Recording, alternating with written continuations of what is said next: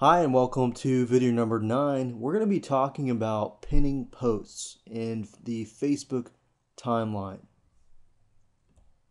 So pinning a post is very easy to do. All you need to do is create a post and then click on the top right hand corner of that post and then click pin to top.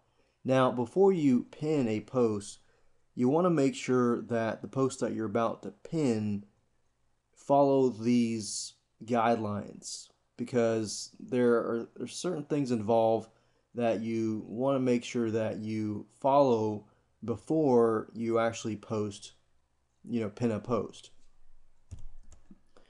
So pinning a post, it allows you to pin a feature update. You can, for example, do a product launch and pin that. You can pin a product update, and then any type of post that you pin will stay up on the top of your Facebook timeline for about 7 days. So you obviously want to make sure that whatever post that you pin up there is something of value and is something that will get a lot of likes and comments. You don't want to pin up just about any post because it can hurt your Facebook edge rank, which is the algorithm which Facebook uses to, take your post and put it on other people's walls. So I'll talk more about that in just a minute. So think before you post. What I want to do now is give you examples of posts that you should focus on, and try to stick with these because these tend to get higher clicks or likes and comments.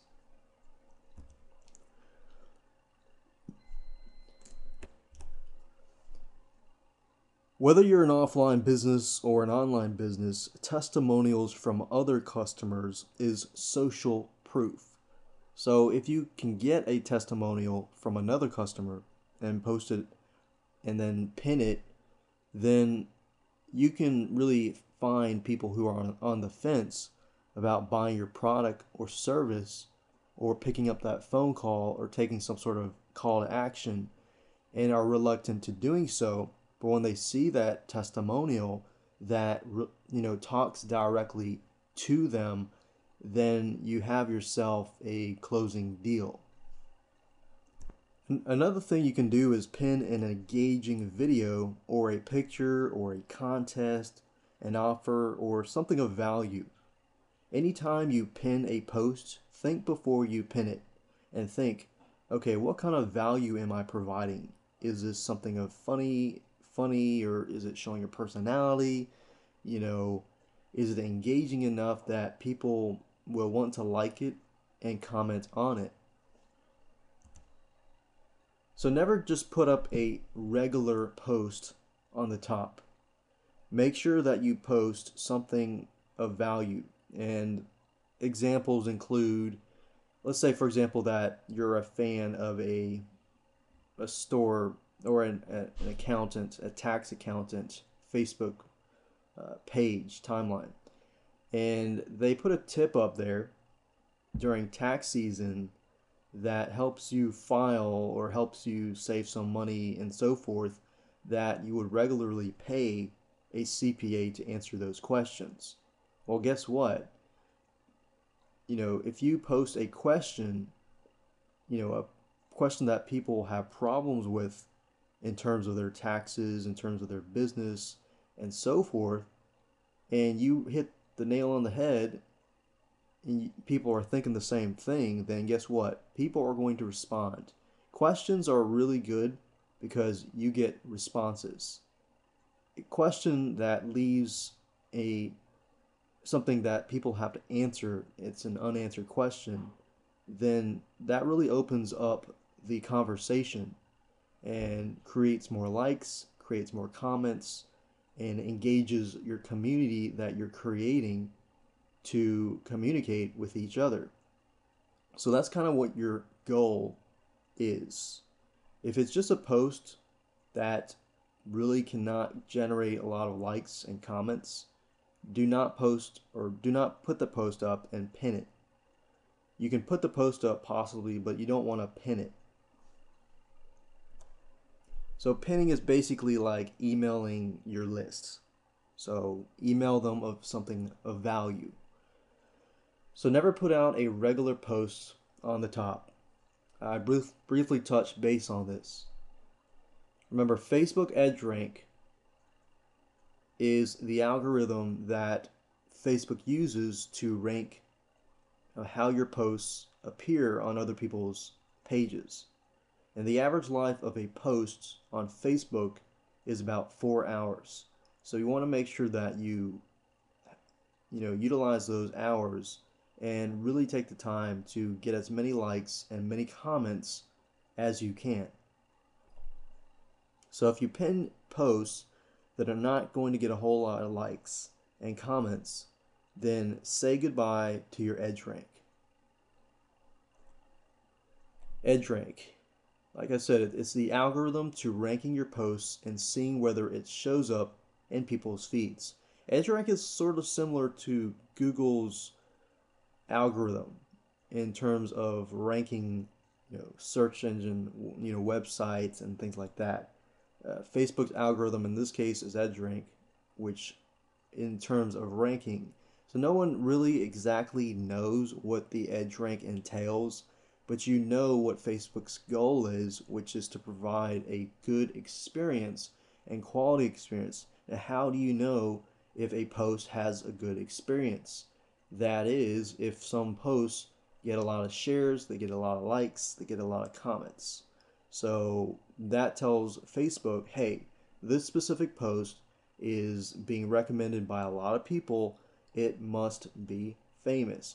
Now, obviously, there are ways to game the system and spam the system and gain it so that you can get a lot of likes and comments. But I'm sure Facebook has a lot of things in their algorithm to detect that kind of stuff. So you want to make sure you do everything ethically and naturally.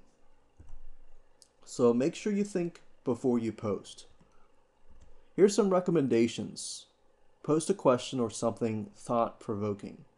I know I talked about questions earlier, but thought-provoking, don't just post a question. Post some question that is thought-provoking. Something that people can relate to. In other words, unless somebody can relate to your posts, they most likely will not like or comment on it. So keep that in mind. And you see this even in your friend pages or your personal pages. You'll notice that every time you make a post or comment or status update, most people don't comment on it unless they're really your close friends. But if you start posting like motivational quotes or questions or something thought-provoking that impacts them, that impacts in their daily lives, that they can relate to, that they're dealing with, that's a problem that they're facing, and this and that, then guess what? You're going to get a lot of likes and comments on it. So put something thought-provoking. Make sure you think before you post. It's kind of like the saying, make sure you think before you speak. So if people feel passionate about what you're posting, they will respond. Another recommendation is this, and I've found this to work fairly well, is to create a viral video about your product. And as you know, and as you can see, I am a fan of Fiverr.com. Fiverr.com, you pay somebody $5, they're going to do something for you. And under the video section, a lot of times you'll find people who are willing to do stuff like scream loudly and hold your website, hold a short message, your company name, your slogan, and so forth, and get people to do this for $5. So create a viral video on your product. Make sure that it's funny. Make sure that it follows the guidelines we talked about. Could be controversial, could be a thought-provoking question, but make sure that the audience that you are creating this for is really your audience. So in other words, make sure you know your audience, the demographics. Are they, really teenagers, or are they college students, or are they graduates, are they a certain age group, and do they have kids, or if they have kids, maybe get a kid of a certain age who's saying something to your audience and so forth. So you need to really be creative here and think about who your audience is before you create any type of viral video or viral post. Your audience is key. I know a lot of times people will just go ahead and start talking about their products and services, not realizing who their audience is. And if you know the demographics of your audience and how they think and how they tick, then guess what? It'll make life a lot easier for you.